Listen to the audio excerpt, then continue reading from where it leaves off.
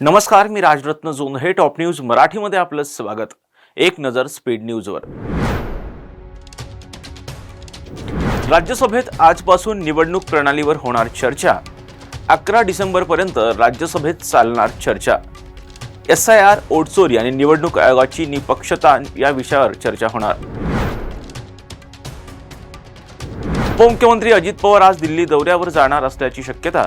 केंद्रीय गृहमंत्री अमित शाह यांची अजित पवार भेट घेणार असल्याची माहिती. सांगलीच्या जतचं नाव बदलून देवभूमी करा, आमदार गोपीचंद पडळकर यांची मागणी.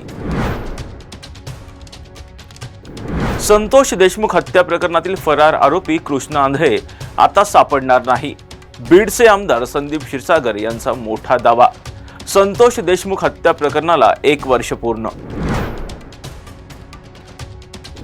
मुंडव्यातील जमिनीवर 2018 पासून अजित पवारांचं लक्ष.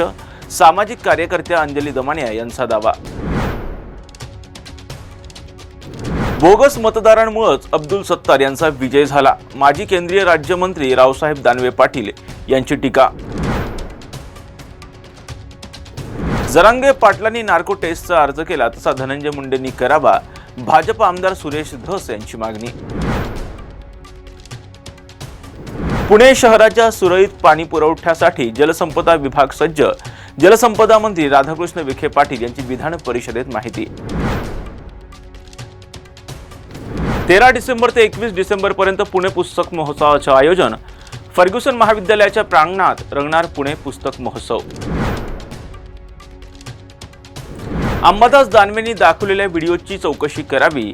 दाखवलेला व्हिडिओ मॉर्फ आहे की नाही तपासा. खासदार सुनील तटकरे यांची मागणी. सर्व तपास यंत्रणांनी व्हिडिओची सत्यता पडताळावी. केंद्र व राज्यातील तपास यंत्रणांनी व्हिडिओची सत्यता पडताळावी. माजी विरोधी पक्षनेते अंबादास दानवे यांची मागणी. संदीप देशपांडे यांच्याकडून बांधकाम विभागातील व्हिडिओ ट्विट.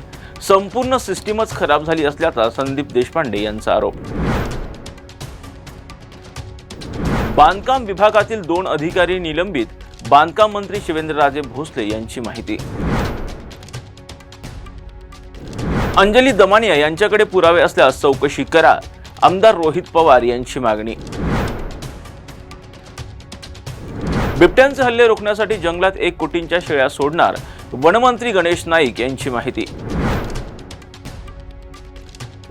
तुर्तास येथेच थांबूयात. पाहत राहा टॉप न्यूज मराठी. आपला महाराष्ट्र, आपली बातमी.